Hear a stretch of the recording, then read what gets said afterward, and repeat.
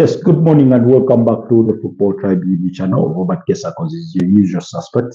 Welcome back to yet another live broadcast on your favorite football updates channel. It's a pleasure to be back on this beautiful Friday morning, 32 minutes past the hour of 9 a.m.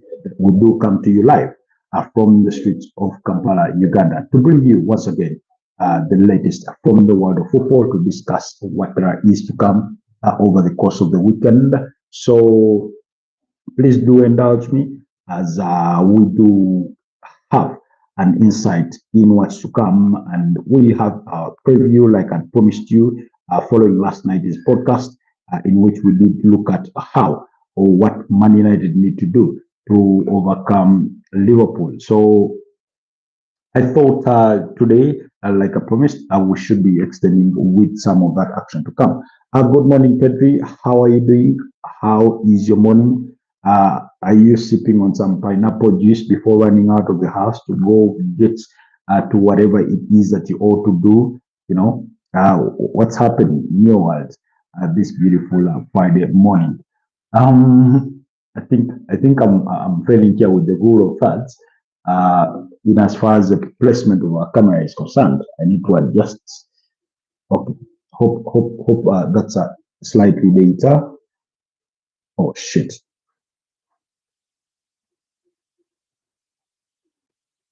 Apologies on that slight glitch. Hi LFC, how are you doing, my brother? How is it going? How is your morning as well? I know you're preparing for school as well to head out. Meanwhile, for some of us, we are working and preparing for other work as well. So yeah, that's what's happening. Um, Yesterday we did do the preview for some Sunday games that will be coming your way in as far as the Premier League is concerned. We did talk about the games that are to come tonight from the Spanish La Liga, from the German Bundesliga. But do not forget, this weekend has the derby, the Klassiker. That's from Germany when Borussia Dortmund meet up against, Bayern Munich. So that game will come, I think, on Saturday at 7:30 p.m. at the Allianz Arena. A beautiful, beautiful game to look forward to. And we know that Bayern Munich have had a perfect start to their campaign, winning 6 games out of 6, while Borussia Dortmund come in second place, having won only 4 of their opening 6 games, 2 draws without a loss. So both teams are still unbeaten in as far as this season is concerned. Will they cancel each other out? The old rivalry, Liverpool versus Manchester United. Yeah, we did discuss that last night at great length. For those, in case you missed some of that, please go to the channel under the video section, under the live section, and you will find what our discussion did entail. I think we spent about 30 minutes or so discussing that game, but we will have a look at it again perhaps tomorrow. But this morning, I wanted our focus to be a bit elsewhere. So, like I said, WB Klassiker is one of the biggest games that will be coming over the weekend in that action. So, will the teams cancel each other out? We know for a fact that Bayern Munich have been scoring lots of goals, haven't been conceding many. They've scored 25 goals in the opening 6 fixtures, only conceded 3, giving them a goal difference of 22. And when you compare that, in fact, Bayern Munich have scored twice more than Borussia Dortmund have done this season, because Borussia Dortmund have only scored 12 goals and have conceded 4 while at it. So really, when you look at what Bayern Munich have been able to do, I mean, it's been nothing shy of impressive. Vincent Kompany deserves all the flowers he's been getting. Hurricane, he's been scoring for fun, like literally. When you look at at some of the previous meetings between the two sides, last season there was no winner among the two sides. When they did meet, they shared the spoils in a 2-2 draw at the Allianz Arena, and they did share the spoils in a 1-1 draw at the Sigino Iduna Park when they met last season. So, like I said, could they cancel each other out? I do not think it will be a surprise in case they did. in case their game ended in a draw, as they all looked to sort of keep their unbeaten run intact. However, who would it benefit more to win this game? I think it would do Borussia Dortmund all the absolute favors if they were to go ahead and win this particular fixture. One, for starters, it would help them close the gap on Bayern Munich and reduce it to a single point. While Bayern Munich, if they were to win, of course they get to extend their stay at the summit of the German Bundesliga, a competition or a league tournament that always has their name written on it right from the onset, unless a miracle happens, and then it's hard to be rubbed off.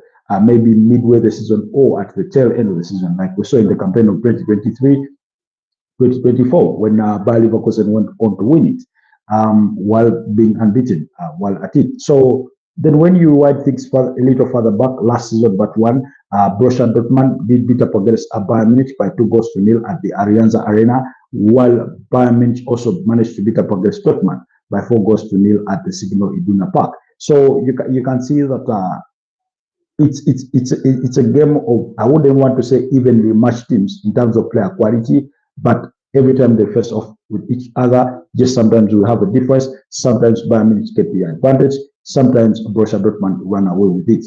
And when you rewind things back, for example, to the 2022-2023 campaign, you'll see that Bayern Munich beat up against Dortmund by 4-2. That's at the Allianz Arena, while the area reverse fixture had ended in a 2-2 draw. So in that season, Bayern Munich took 4 points away from Borussia Dortmund. And then you have to go back to, I think, 2021-2022 campaign when Bayern Munich beat up against Dortmund, home and away, 3-1 at the Allianz Arena, and then 3-2 at the Signal Iduna Park. And then, so in that sort of regard, you can see that sort of trend, that sort of trajectory, and appreciate that when these two giants meet, usually there's entertainment. It's not very often that their games end in a goalless draw. In fact, when you look at their last 10 games or so, you will not find a goalless encounter. The least number of goals you find is that 1-1 draw from last season, then a 2-0 victory for Borussia Dortmund at the Allianz Arena last season, but one, and things like that. When it comes to players on the pitch, of course, we know that this game will come early for Jamal Musiala, who suffered a broken ankle. Alphonso Davies suffered a cruciate ligament injury. Josip Stanisic has an injury, while Rafael Guerreiro did suffer a knock. So those could be absent for this fixture. Aaron Anselmon, the unknown defender from Chelsea, has a muscle injury, while Emery Chan, also struggles with a groin. And then Julian Duranville also suffered a shoulder injury on the side of Borussia Dortmund. So, but I think Bayern Munich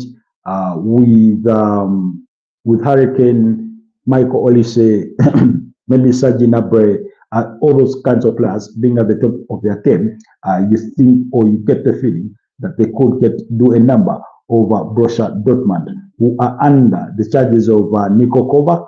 I remember Niko Kovac also had a stint at Bayern Munich. I think it was him that was exited before the coming in of Julian Nagelsmann. So yeah, that's the situation that will be at the derby, the Klassiker. As the likes of Grisa, the striker, will be on the other side to try and hurt that Bayern Munich side. But we will wait and see what else they will have to offer. On at 7:30 p.m. That's East African time on Saturday. Speaking of Saturday, in the Spanish La Liga, Barcelona is a game to look forward to between Barcelona and Girona. If football wasn't full of surprises, I would say I would bet my hand on this one that Barcelona will beat up against Girona, but it won't be my hand that I bet on. However, I'll say stake your money on Barcelona because they will be looking to bounce back from that 4-1 loss that they did suffer against Sevilla in their last La Liga outing prior to the international break. This time around, they face off with Girona, a team that has had a terrible start to this season's campaign. In fact, they are only a point above the bottom two, which leaves them again in a relegation zone in 18th place. There, I think they managed to beat up against Real Oviedo, and that's how they managed to climb their way up there. But yeah, they've had a terrible start to the season, just as much as Real Sociedad have. I think for me, Real Sociedad and Girona have had a poor start to their respective season in quite a spectacular style. But also, Barcelona will have the motivation going into this game that if they do win, that their result would take them to 22 points above Real Madrid, who are in the top spot with 21 points after 7 victories in 8 games, 1 loss. But Barcelona 1 loss, 1 draw. In that regard, so Barcelona will have to play before Real Madrid, so they'll need to take every chance that there is to apply more pressure on Real Madrid, who themselves play on Sunday. Remember, all these teams, or majority of these big teams, are going to be playing in the weekend while waiting to have fixtures in midweek, and that's why you will have some of these teams are playing early on Saturday. PSG are in action today, so because next week there's UEFA Champions League action. So please bear that in mind, or keep that in mind that it will be happening. Then the other thing that I wanted to mention is for Barcelona, I think the last thing they would want to have is early season pressure, and we know that's the possibility of that happening is really high. And these are the teams you should be able to beat up against the teams that you are expected to beat up on if you go ahead and defend that La Liga crown that they managed to achieve last season. And these are the kinds of teams they need to beat up on, especially in a season where Atletico Madrid have had a slow start to the campaign, recording only 3 victories, 4 draws, and 1 loss in their opening 8 games, leaving them with 13 points. So you're 6 points ahead of them. So you need to capitalize on that. Then also, but yeah, that will be the action to come in La Liga to look forward to. But earlier than that, there will be a game, because that Barcelona game kicks off at 5:15 p.m. But earlier than that, at 3 p.m., Sevilla will be up against Real Mallorca, while later at 7:30 p.m., you'll have Villarreal against Real Betis. Very entertaining game. One you wouldn't want to miss as well, in case you're a La Liga fan. While Atletico de Madrid will be up against Osasuna at 10 p.m. Anyways, back to the Premier League. Where Nottingham Forest will kick off the weekend at 2:30 p.m. When they entertain Chelsea, a team they lost to last season by a goal to nil when they hosted them in the final game of the season. That was on the 25th of May. That goal was scored by Levi Colwill in the 50th minute of that game, while the earlier reverse fixture had ended in a 1-1 draw. Now, we are talking about a match that changed Nottingham Forest because of the significance of the managerial change at the helm of the club, with Nuno Espirito Santo being shown the exit and paving the way for Ange Postecoglou, who has struggled to find his footing in the start to his campaigns. 7 games unbeaten, 7 games without a victory. He's lost 1 in the UEFA Europa League against Midtjylland by 3-2. He did draw the other 2-2 against Real Betis. That's 2 games in the UEFA Europa League. In the Carabao Cup, he was knocked out at the hands of Swansea by 3-2. In the Premier League, he's lost to Sunderland by 1-0. He's lost to Newcastle by 2-0. He had a draw against Burnley, I think, in a 1-1 draw. And then the other result was what? I'm trying to remember. Yes, was a 3-0 loss to Arsenal, in his opening game or in his first game in charge. So do not expect to see the Nottingham Forest that showed up last season against Chelsea to be the one that shows up tomorrow. Whereas in terms of player profile, not much has changed because they still have Chris Wood leading the lines. You still have Ibrahim Sangare, that midfield. You still have the likes of Morgan Gibbs White in that attacking midfield. You still have Ola Aina, although he was injured, Moriro Milenkovic in that centre back. You do have, of course, Matt Sells in goal. You do have Elliot Anderson in that midfield, and Callum Hudson-Odoi, and things like that. Of course, with the absence of Anthony Elanga, who has since switched sides to the Newcastle. So, whereas in terms of playing staff, in terms of player profile, everything is largely the same. In terms of playing style, things are much, much different because, like I've always mentioned, this Ange Postecoglou is in sharp contrast to what Nuno Espirito Santo was. He likes to play expansive football. He likes his players to be dominant on the ball, and they try to do that. Although to little success in terms of being effective going forward. Yes, they dominate the ball, or they are going to be dominant on the ball, but what they use that ball for effectively on the other side is still very, very lacking. So you must bear that in mind. And then Chelsea will come in this particular fixture, I think, in very, very high spirits on the back of beating the reigning champions by 2-1, and that was Liverpool in their last game before the international break. And yeah, I mean, it doesn't get any better than that for Chelsea if you want to build some bit of momentum. Back of beating the champions, it's Nottingham Forest. Yes, it's not an easy game. It's away from home, but you can still win there anyway. You did win there last season when you are trying to qualify for the UEFA Champions League, and you did. You finished fourth eventually, and that victory was very, very crucial to that. When you want things back to the campaign of 2023-2024, Chelsea were beaten by Nottingham Forest at Stamford Bridge by 4-0, while Chelsea won the reverse fixture by 3-2. So you can see that away to Nottingham Forest is a place that Chelsea have gone and won before. If you go back to the 2022-2023 campaign, you'll find a 2-0 draw at Stamford Bridge and a 1-0 draw away to Nottingham Forest. So clearly, it's a fixture that one delivers goals, sometimes very few goals, but at least we will oftentimes see goals being scored on either side.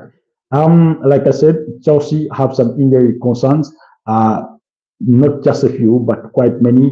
Of course, do not expect to see Mokalo Modric, but Enzo Fernandez had a knee issue. Benoit Badiashile suffered a knock.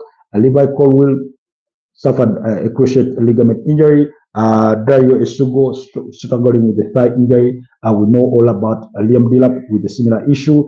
Andre Santos had a knock. Obama, struggles with that groin injury. You remember he was withdrawn in their 2-1 loss away to Manchester United.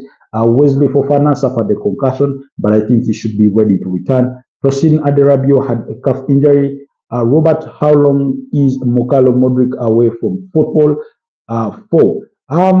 Very, very interesting question. Particularly, I would be lying if I said I knew quite the timeline, because last I checked, the FA had promised to bring charges before Mokalo Modric, but we never have not had all those charges in the exactness. What we know is that he was found in breach of anti-doping rules, so his status has no return date as far as I'm concerned. He was charged with the FA. He was facing a possible ban of up to 4 years, which I believe for me is too big, even if you were to be found guilty. You see,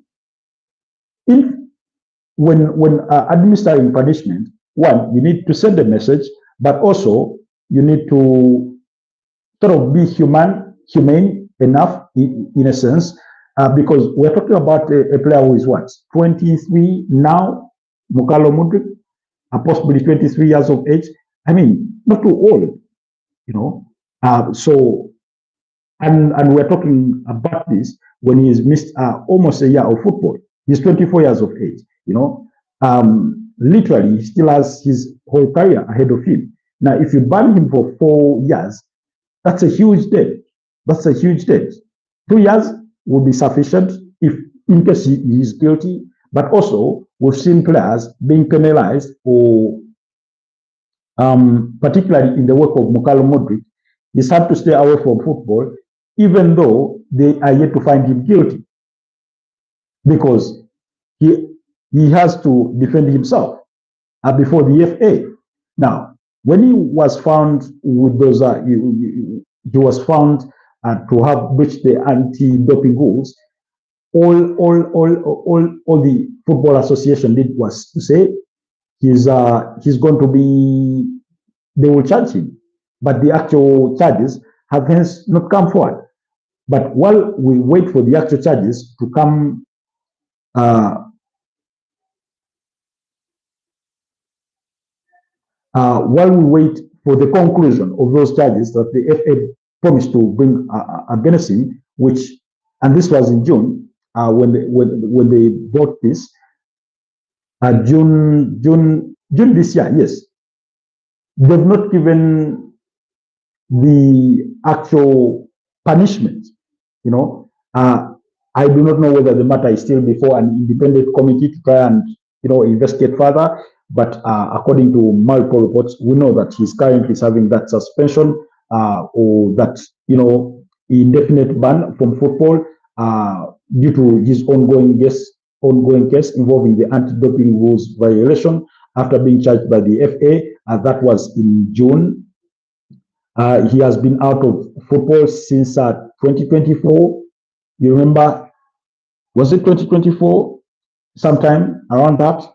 I think he last featured, when did he last feature for Chelsea? I mean, it's been a while. You remember he was predominantly playing for Chelsea in the UEFA Conference League, and he never got to play the final. By that time, he was already serving his, indefinite ban for football, or suspension, whichever way you want to put it. But yeah, we still do not know yet.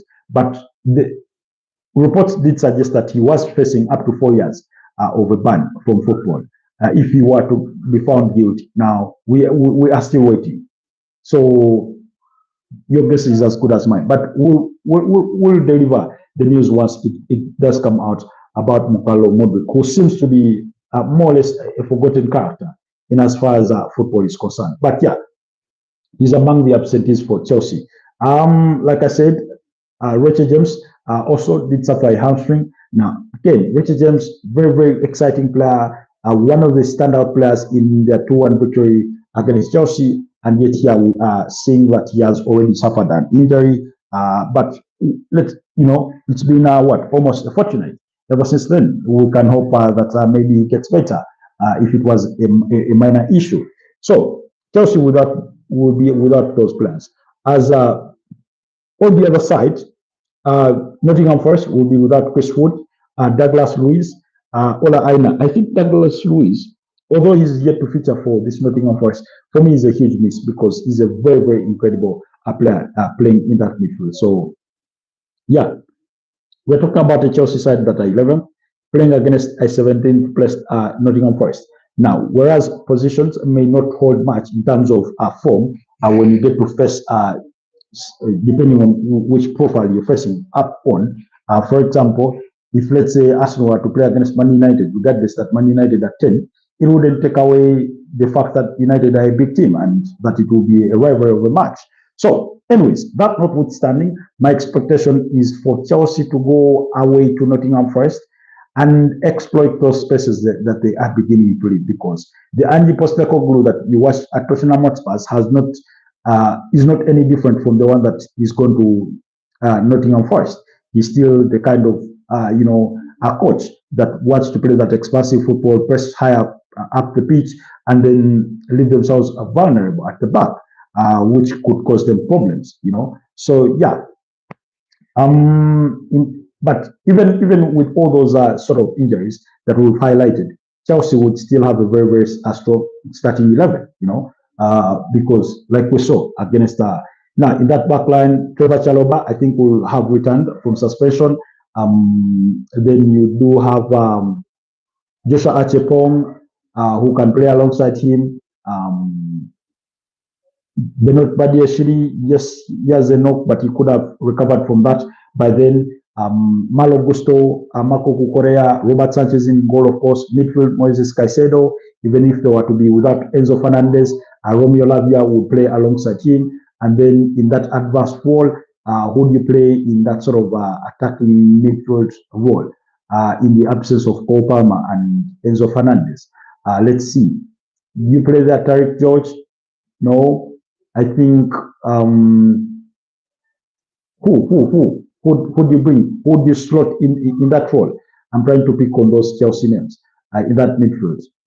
So I think you can push William Estavao to play behind there, and then you have Joao Pedro at the tip, and then you play Jamie Gittens and then Pedro Neto on the wing. So still, it will be a strong starting level. But yeah, Chelsea have a very, very long list of injuries. And this is what I've said before, and I'll say it again. To have a successful season in the Premier League or anywhere within football is that you must have luck with injuries. You must have luck with injuries. You can have a 10 out of 10 kind of squad, but if injuries are not on it, if you do not have the luck with injuries, then trust me, you are bound to struggle. You are bound to struggle. Don't you see that Bayern Munich are being flawless, literally? But injuries could hamper that, could hamper their season.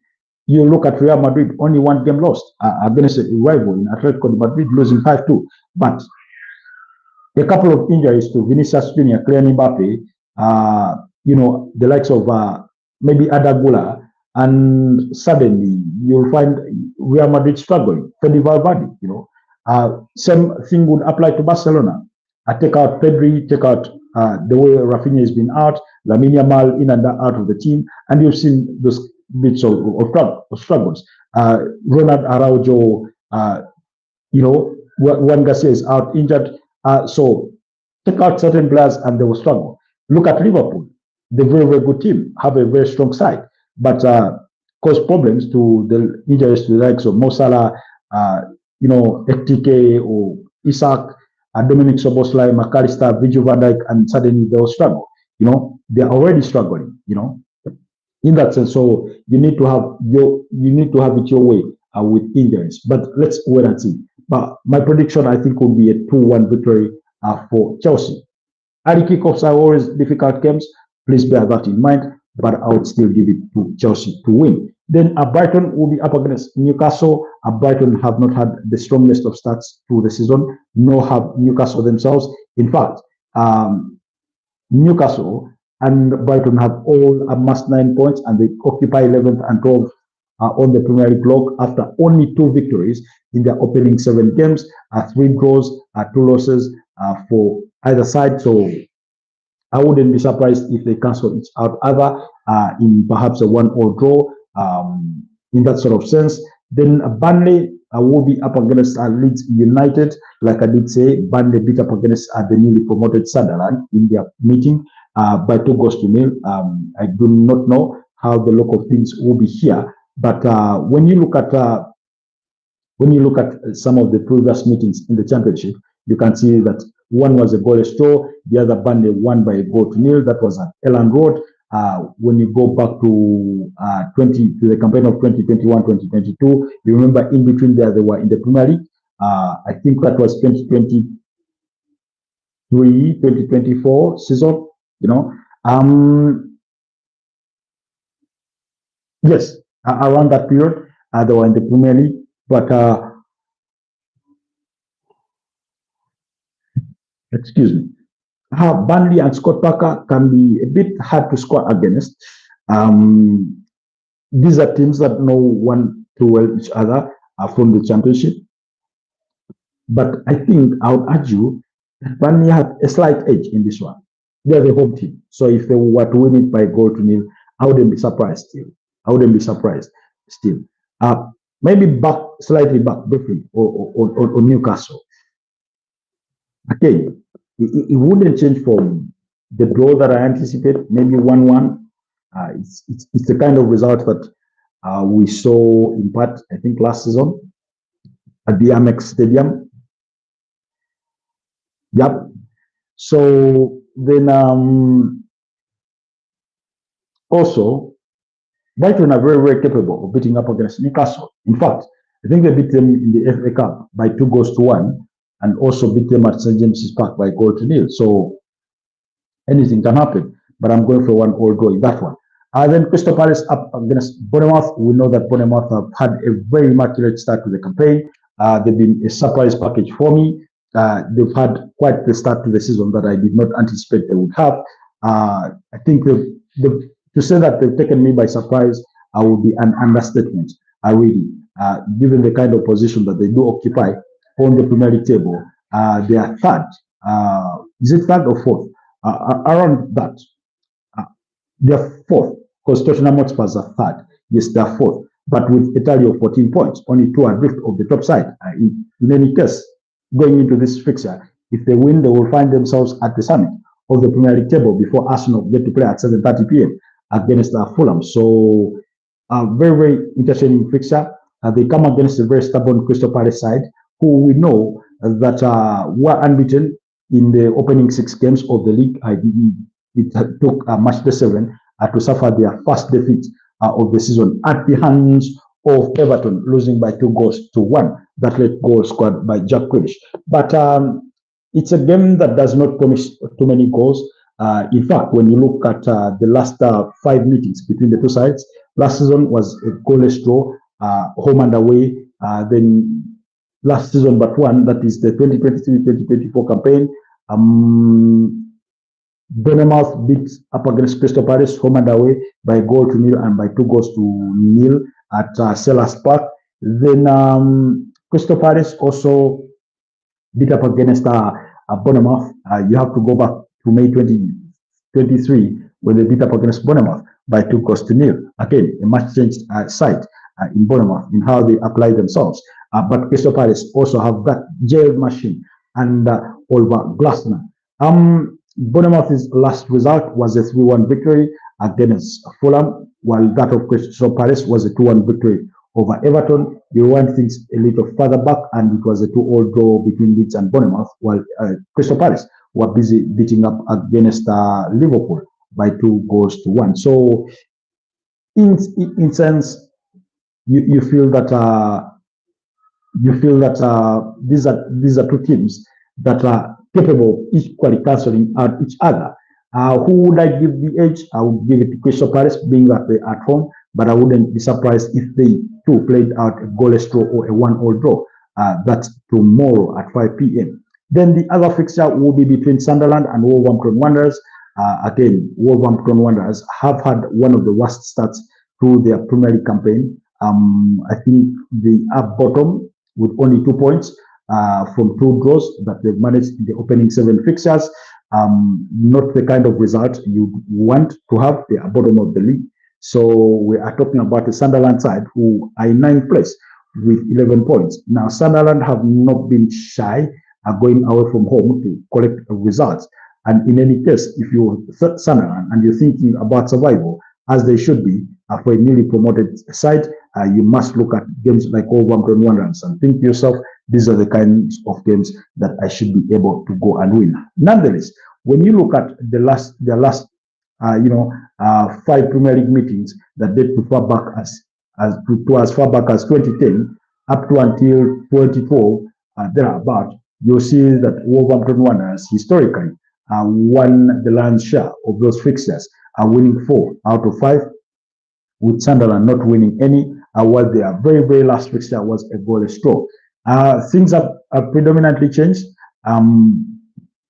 have changed a great deal, and Sunderland are going to be at home. So I'm going to go 2-0 Sunderland to win this particular fixture in that respect. Then at still 5 p.m., Manchester City will be at home against Everton. Very, very big fixture coming, your way. Ordinarily, Everton wouldn't be an easy side to come against. In any case, they are not easy to come up against. But Man City over the years have proven to be a little too strong for them to handle. Because when you go back, for example, in the last 5 Premier League meetings, you will only find, I think, a 1-1 draw last season at the Etihad Stadium. That Everton managed to pick a point out of Manchester City, but all the others have been victories for Man City, including a 2-0 victory at St. James's Park last season. They needed late goals, I think one being by KDB, possibly, and was it Jeremy Doku who were the goal scorers in that game as Man City won the tie by 2-0? No, actually, it was neither of those. It was Nico O'Reilly and Mateo Kovacic. Yes, Nico O'Reilly scoring in the 84th minute and Mateo Kovacic in the second minute of stoppage time. So you can see that Everton have been a hard nut to crack. But usually Manchester City find a way. And the motivations going into this particular weekend do not come any better than the idea that if Manchester City win, they go on level with points of 16 as the top side in Arsenal. So that in itself will be a motivation too. Pep Guardiola, they are trying to build some bit of momentum, and they've done that, I think, tremendously well. When you look at some of their last, results, I think they are unbeaten in the last 4 in the Premier League, winning up against Manchester United 3-0, 1-1 draw against Arsenal, a 5-1 victory against Burnley, and a 1-0 victory away to Brentford. In sheer comparison, on the other side, Everton, of course, in between there, they've lost to Crystal Palace by 2-1. They've lost to Liverpool by a similar score. Have had a goalless draw against Aston Villa and a 1-1 draw against West Ham. Really managing to beat up against.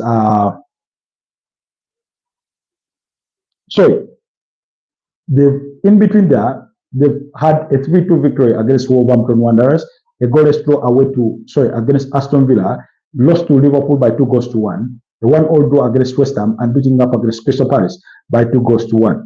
Nonetheless, at the Etihad Stadium, I think is a perfect venue for Manchester City to claim victory. Maybe not by a mile, but maybe I'm going to go 2-1 Manchester City to win this particular fixture, given the implications that it would mean on that Premier League table. Everton themselves, if they were to win, it would take them to 14 points. And I mean, that in itself would take them above Manchester City. So that's their motivation. But although they can be defensively solid, the Michael Keane, the James Tarkowski, Nyakalenko, and Idris Kanagay in that midfield, Ilmani Diaye,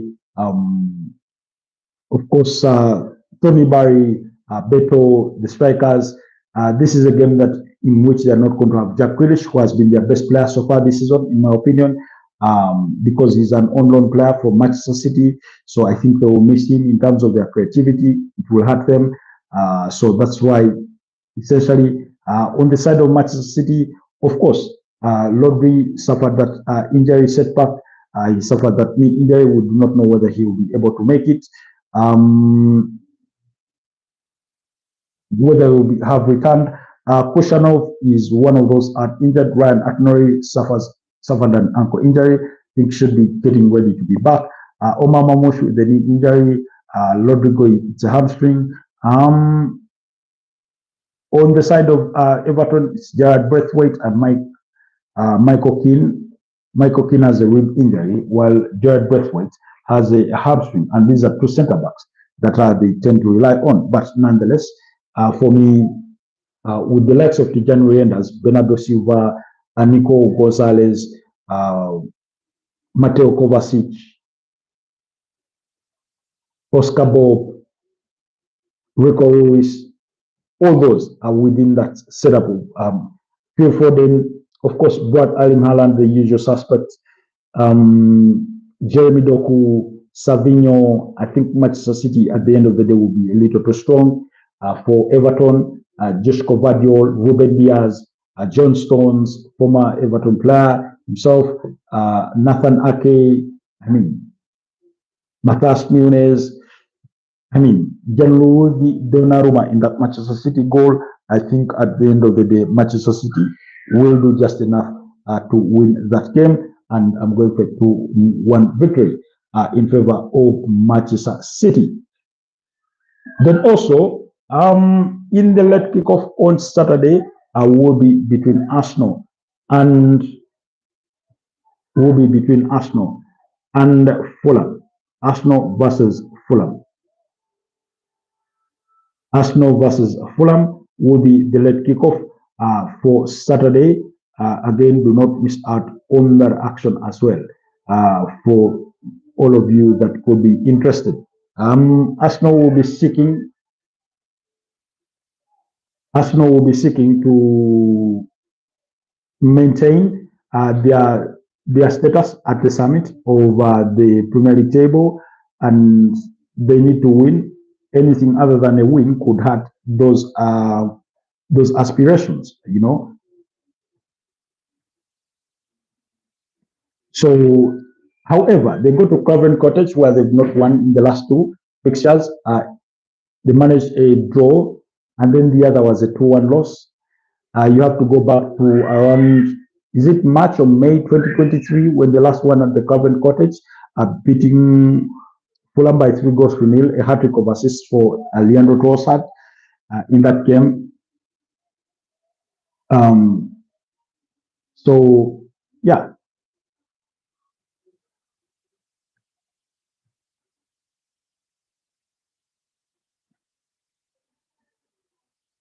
Anyways, in as far as the Gunners are concerned, I think, of course, they like any other team, they've been very okay. Not like any other team, but like some teams, they too have been very, very unfortunate or unlucky with injuries this season.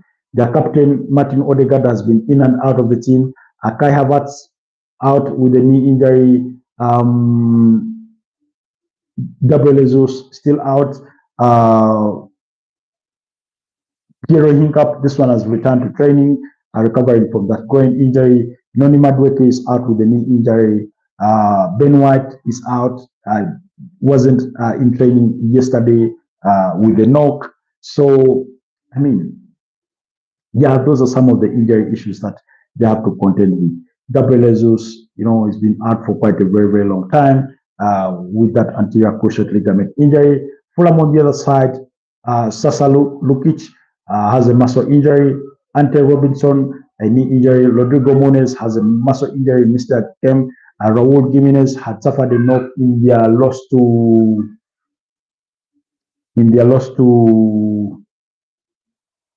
was it their loss to Bournemouth? I think. Then Kenny Tete also with a knee injury. Nonetheless, I think even with those injuries, Arsenal should still have a strong side, a strong team that is capable of going to Fulham and winning. In the absence of Martin Odegaard, you have Ebeleche Eze. In the absence of Noni Madueke, you have Bukayo Saka. In the absence of Kai Havertz, of course, you'll have to rely on Victor Gyökeres and Mikel Merino. Mikel Merino, who's been in great form, particularly for Spain. In the absence of Ben White, you still have Buren Timber. Of course, Ricardo Carafiori will be expected at left back. William Saliba and Gabriel Magalhaes, should any of them be absent, Mosquera should be available. Kepa Arrizabalaga would start this one. Of course, it will be David Wire, midfield Martin Zubimendi, Declan Rice, and Ebeleche Eze. To the sides, of course, you do expect maybe you would expect to have Bukayo Saka, Gabriel Martinelli,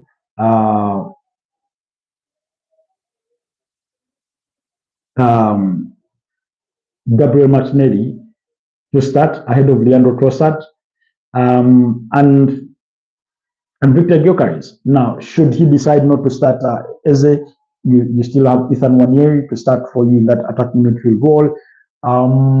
Should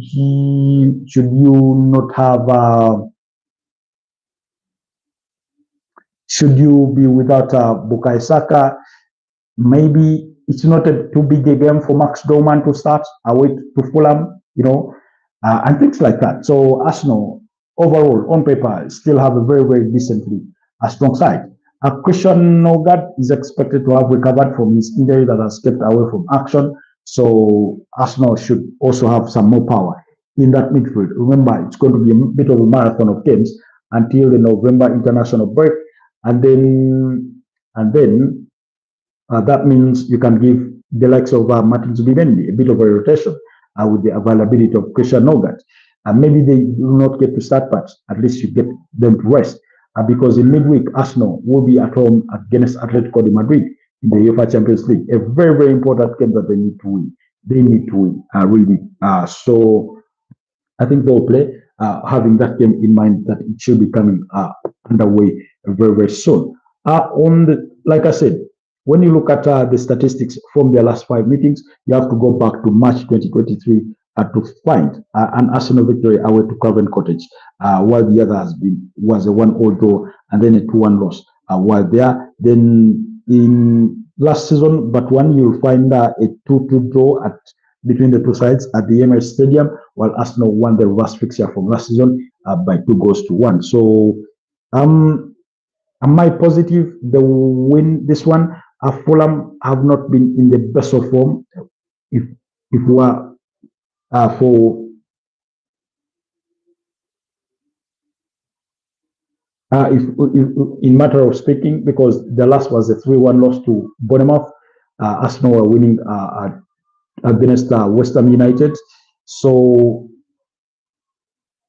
yeah, also they had the 3-1 loss to Aston Villa. So it's been 2 consecutive losses. Their last victory came against Brentford. I think beat up against Leeds by 1-0 and had lost to Chelsea by 2-0. Then also you look at Arsenal's last loss game against Liverpool. Ever since then, they've won 3 and drawn 1 against Man City in between that. So, I mean, I look at it this way. Without the firepower of their strikers who were injured, of course, they started with King. You have Iwobi, maybe Emil Smith Rowe, former Arsenal player, comes in Wilson,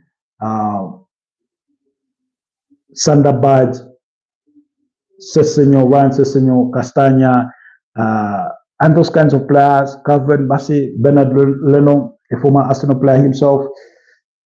I think on paper, Arsenal will prove to be too strong for them at the end of the day, and I'm going for a 3-0 victory for Arsenal. So, yeah, that will be my prediction. Do let me know what your thoughts are. Who do you think will win? What are your predictions for those respective games? I've given you my analysis. I've given you my predictions. Of course, we'll get to look into these games a little more further tomorrow morning and perhaps even in the night. But yeah, allow me run off to some engagements, to other responsibilities. I need to find time and record. There's a topic I wanted us to discuss on the channel. So that should be coming our way very, very, very soon, rather than later. So keep your eyes peeled for that as well. Otherwise, welcome to the community, to all our new subscribers. It's a pleasure to have you around. I hope you'll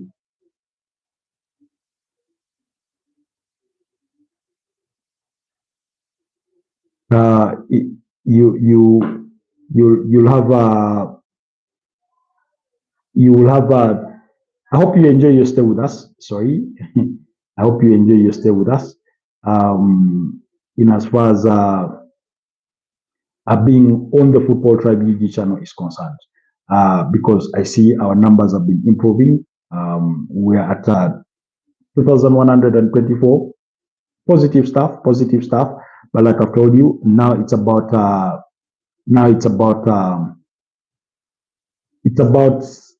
watch hours. That's what we're pushing for. And I really, really hope that you support me in that regard. Go to the video section, watch all our content in full. Go those that watch our live broadcast long after they've ended. I would not take your love and support for granted. It's been a pleasure being this with you. Stay blessed and have a wonderful day. And I'll see you guys next time. Bye bye for now.